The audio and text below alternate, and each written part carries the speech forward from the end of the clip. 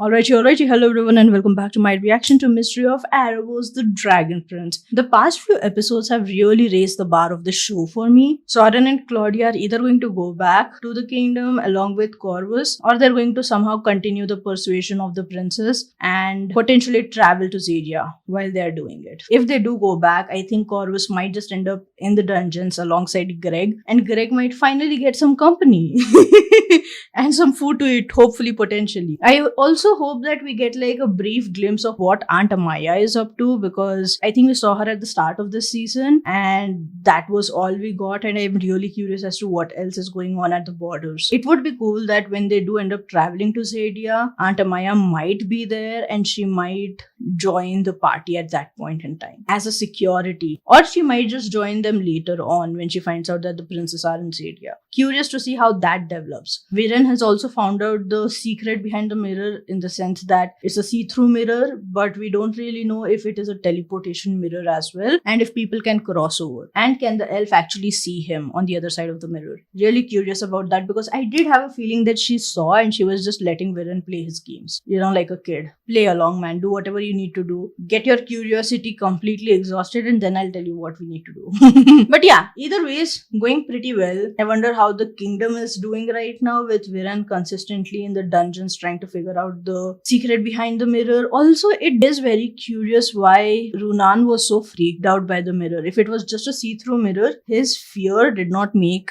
enough sense. So I'm sure that there are more aspects to it and elements to it. Probably has something to do with the ruins. I wonder if Claudia stays back at the moon nexus to actually understand the letters, if she somehow blackmails Lujane into explaining what the runes are so that she can better help Viren. I'm curious to see what that looks like. Now, I know I'm kind of painting her in a very dark space, but I kind of see both Soren and Claudia to be in a morally grey space until something gives them a proper push to go either completely dark or completely towards the side of the light. Overall, it's going really great. So let's see what happens next. Let's go. Meditating upon the meaning of sky. Ugh, that's more boring than any answer I would have guessed. When was the last time Fifi ate or rested? Or took a break? Because it looks like poor bird is absolutely exhausted carrying all three of y'all, plus your pets. Crazy. Callum, literally the previous episode, I don't think we have enough trust. Rayla, while hanging off of Fifi to grab onto both Ezran as well as Zim, whilst Calum is holding onto both of her legs. If that's not trust levels, I don't know what is. Wild. Quick thinking though. It's called Ask and Ye Shall Receive. I received. Let's go. And I just won $1 million. The universe. You ask for too much, and hence you shall receive nothing. We fulfilled your quota of the year. You were granted one wish. We granted it. Here you go, Aunt Amaya. You wanted to see her, didn't you? I made it happen. Are you proud of me? Caleb is like, I just said you did a good job understanding her. Why did you send the bird away? What are we going to do now? Trust miles and miles of the fluid I both need to survive and hate more than anything. The only thought in my head right now is Taylor Swift's song, You Belong With Me. And all I'm hoping for them to do is probably get a play card out and start writing down questions and then answer each other at this point instead of playing a game of dumb charades.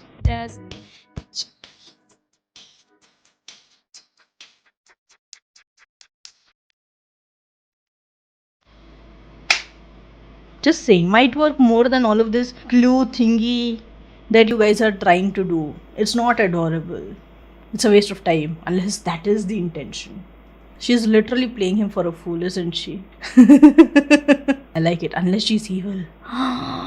She could be.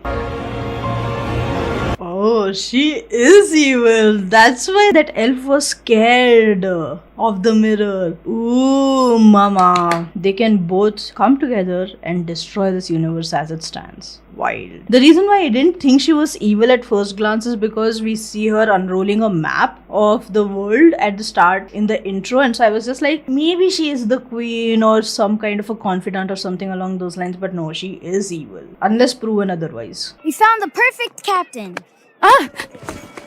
I'm not sure you can see the good in anyone, really. For the love of everything that is holy, I swear to God, I hope that you do not find a blind captain or something along those lines that can only navigate using like his pet parrot or something. Seriously, wild it would be if it is true. Look carefully, Rayla. There is no eye. Seriously feels like a D&D game, doesn't it? How are you going to persuade Rayla, who's afraid of water, to go on a ship where the captain is blind completely? How is she going to trust that captain to take you guys through like whatever stormy seas you encounter? Kiddos! Ahoy, doggos! And this is me first mate, Berto. You expect me to drink this? You know what? He does have a tendency to be submissive at this point. What is going on? Why are you wildly following your enemy?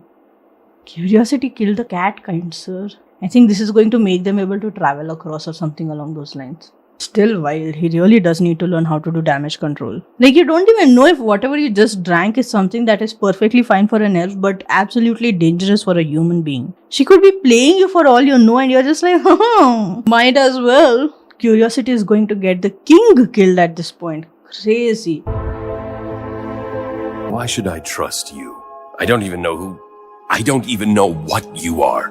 I need time to think. Why didn't you have this conversation with yourself before you started with the ritual? She could activate a ruin across a mirror, across time and space. Why do you think she would not be able to control you at this point? Crazy. And what's with leaving a ritual halfway through? You don't even know the consequences of leaving a ritual half finished. Wild. Run fast! Rock the sail! Starboard! Starboard!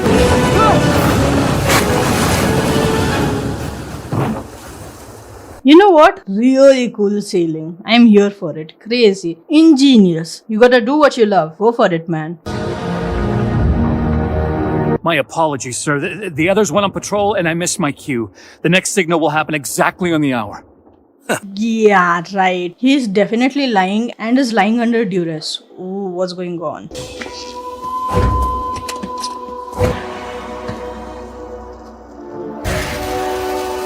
That was a fun ambush. I am here for it. And the thing is, if Amaya hadn't gone to check it out, they wouldn't be in an ambush. But I am glad that they went to check it out nonetheless. We can only go down from here, down the lava waterfall.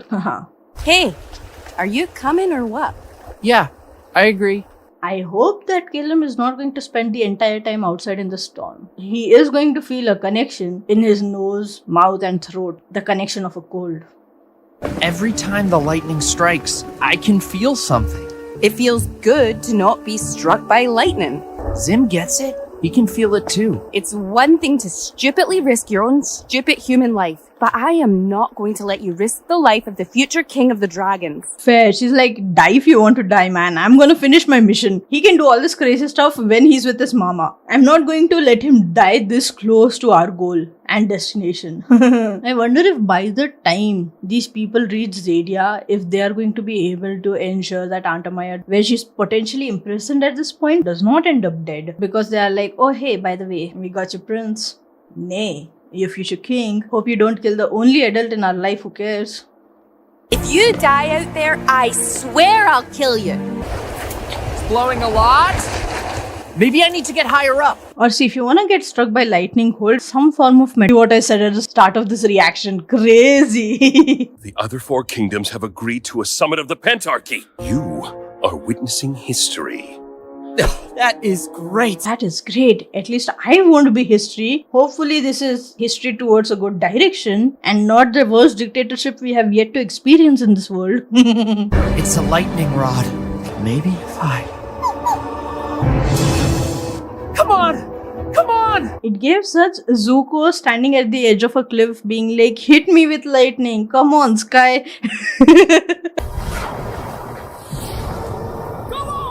Strike me! Why would you do that? You can't risk your life to learn magic. I hope Zim is not dead. I'm pretty sure he's just going to like convert into a really big dragon or something along those lines. If not, we lost him way too early in this journey. Wild. And with the realization way too late. I wonder if Zim is going to be able to transfer some of his powers to Caleb. Would that be possible? I don't think it would be. But would it be? We don't know. They have never interacted with a dragon before who's willingly wanting to give up a bit of his power to his rescuers or saviors. So, could be possible. This is the second sword of mine that you've broken. Break my heart next time, why don't you? She's going to.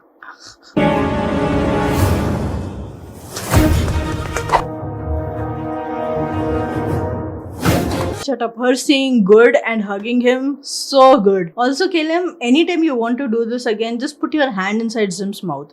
It's sparkling with lightning.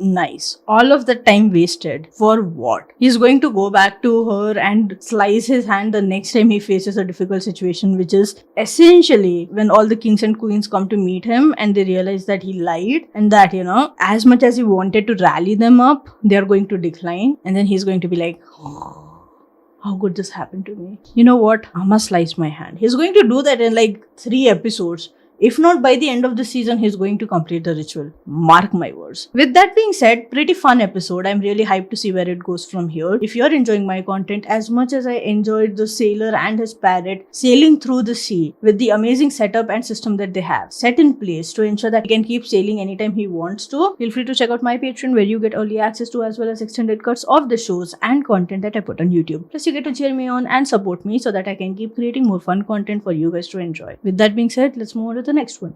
Let's go.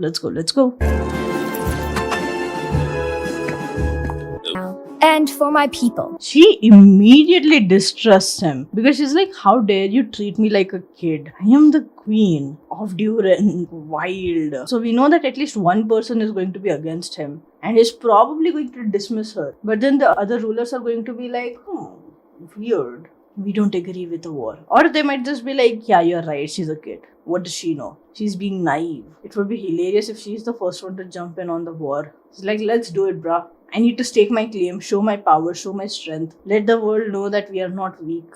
Let's fight. Yes, this is a very serious situation. Murdered King Harrow. Sunfire elves are gathering near the border. Great VFX, almost to the point where you want to fearmonger us into starting a war. Are we going to? Not really. The kid's going to be the first one who says that. I call on you to join me. To join Catullus. Sweet words can be more dangerous than hidden daggers. My 19-year-old doesn't know half the words you just said, and he still fights back about eating his vegetables. Thing is, everyone is condescending there. Especially that dude. He's so condescending. He's like, oh, you're so smart. My kid doesn't know how to say stuff like that. It sounds like he's praising her, but he's just diminishing her. Wild. 9 years ago, my oldest friend, Prince Harrow, became the king of Catullus. He's only been king for 9 years? I wonder when he started the war crimes, potentially after the death of his wife. When Viren was like, let me be manipulative. None of them know how to smile properly. What a weird family. I'm here for it. He was an excellent likeness.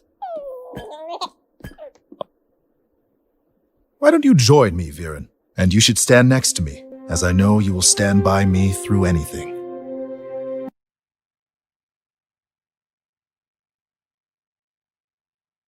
Permission to call gay bullshit because that is gay bullshit. The night he died, Lady Justice came to me in a dream. Lady Justice, huh? She was wearing her robes. Ugh. So a boring dream. I've been feeling them vibes, okay? I didn't want to say it. Is this a lavender marriage? It feels like one, doesn't it? So we decide to go the emotional manipulation route. Let's see how far that goes. No DNA testing required. Just a dad and his kid sleeping the afternoon away. That went way too far. I wonder if it is like a empathetic connection or something along those lines. Could be possible.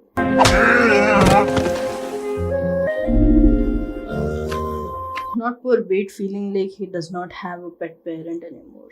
He's been replaced by a dragon. The kingdom of Katalis will share all that we have with the people of Durin. Sir, I don't think that's how it works. You need to prioritize your own kingdom, man. What's going on? That's why before making a promise like this, you be like, okay, you know what? You have traveled a really long time. Come rest for a while. We'll see what we can do to help you out.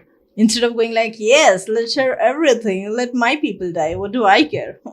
Now, either this is the truth or Viren is subtly manipulating it really, really well for the queen to be like, you know what? We are indebted. I have to say yes. But she's going to be like, seems like you're threatening me with harsher words. Wild for you to be like, you know what? Just because you promised us help once, we are going to lay down our lives for you. Nah, not gonna happen. I have been doing research. Yes, I can see that. If we can hunt this monster and slay it, I can use the... Yes. I screwed up. Guess what we'll do? We'll kill someone else to ensure that we are all surviving. Because at the end of the day, we are just killing one person to save hundreds and thousands of people.